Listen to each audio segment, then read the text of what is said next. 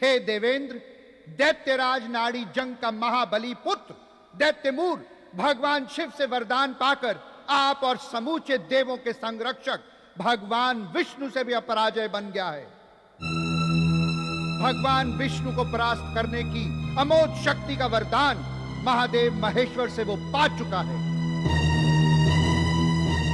संहार शक्ति का विकराल रूप धारण किए हुए महाप्रबल दैत्यराज मूर अपनी असुर सेना के साथ वैकुंठ लोक को पादाक्रांत करने के लिए झंझावात की भांति अग्रसर हो रहा है।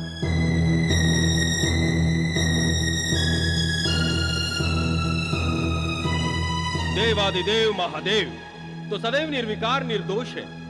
उन्होंने कभी किसी से पक्षपात किया ही नहीं, तो फिर उन्होंने देवताओं के प्रति यह अनुचित कार्य कैसे कर दिया?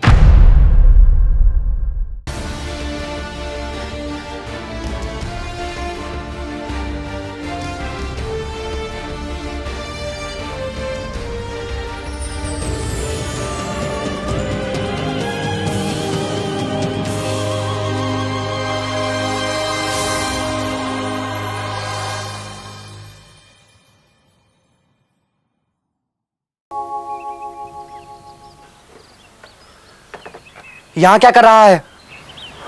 सॉरी। चल भाग यहाँ से।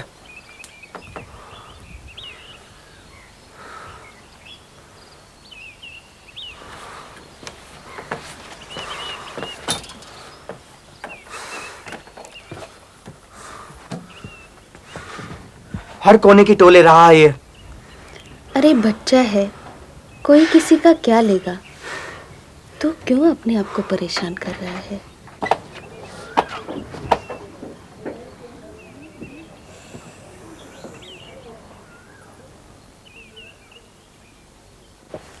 चलो अच्छा हुआ मुश्ताक अहमद भी वापस आ गया। कल रात अहमद चाचा ने मुझसे माफी मांगकर बहुत शर्मिंदा किया। चाची भी बहुत पछता रही है। पछतावा ही इंसान की नजात है।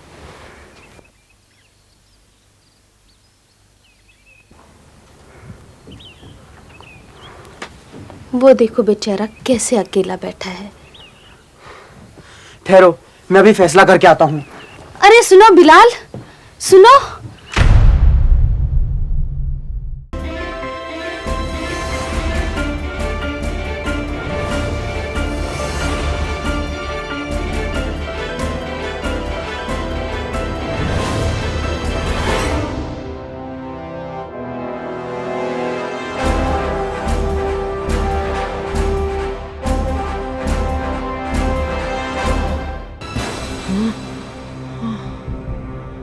महिषासुर के परम शत्रु, आज तेरी दुर्गति तेरी ही सभा में तेरी ही इन भोग्या स्त्रियों के सामने करूंगा।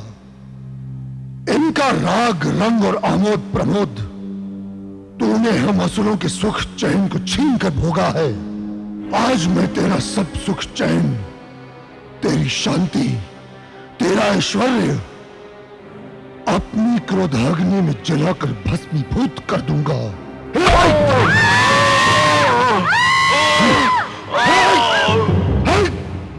तुम सब इस दुराचारी के सुख भोग की साक्षी रही हो, साझीदार रही हो, इसलिए इसकी दुर्गति को भी तुम्हें देखना होगा, सहना होगा।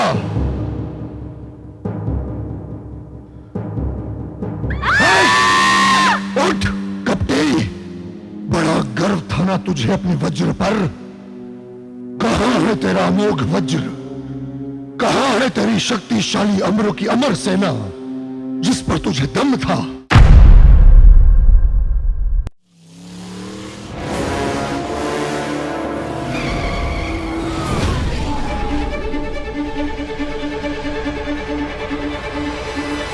जब तुम पहले ही गलत काम कर चुकी थी, खराब हो चुकी थी, तो चोपड़ा को मारने की क्या जरूरत थी?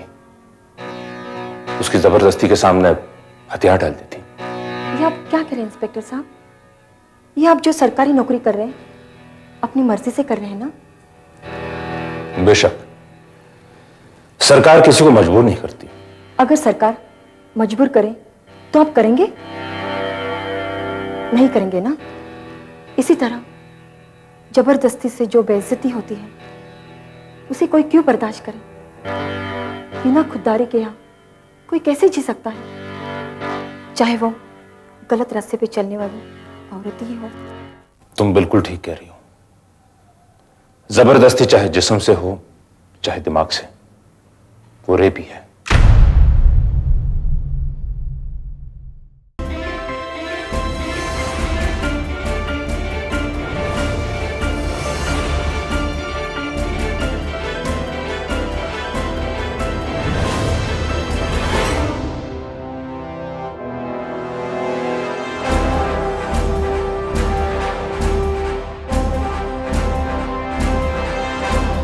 प्रिय, मन की शांति का एक मार्ग है।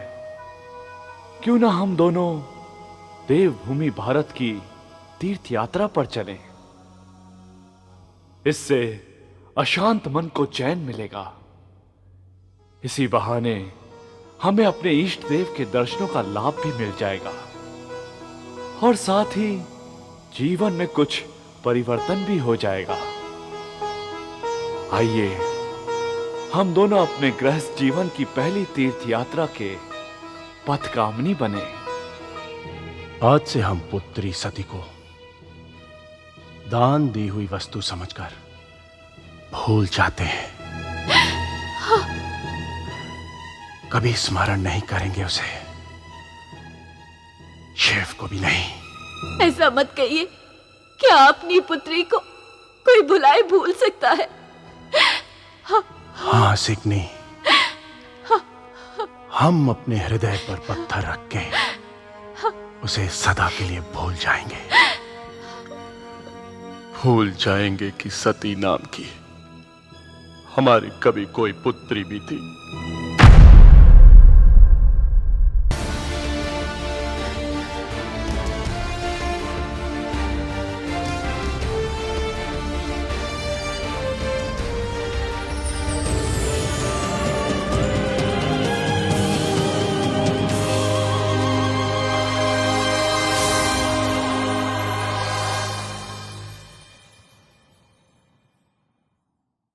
अपने पुत्र के बिना मैं जीवित नहीं रह सकूंगा।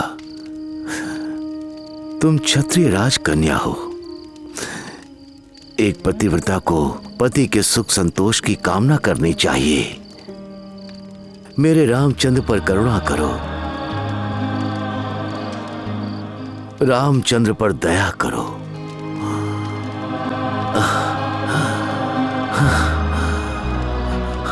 मैं तुम्हारे चरण पकड़कर विनती करता हूं। नहीं नहीं, इस प्रकार स्वाभिमान त्याग कर पत्नी के चरणों में गिरना आपकी कायरता है। आपके अश्रु, आपका क्रोध, इनमें से किसी से भी आप मुझे विचलित नहीं कर सकते। हमारी मांग पूरी करने के अतिरिक्त आपके पास और कोई मार्ग नहीं।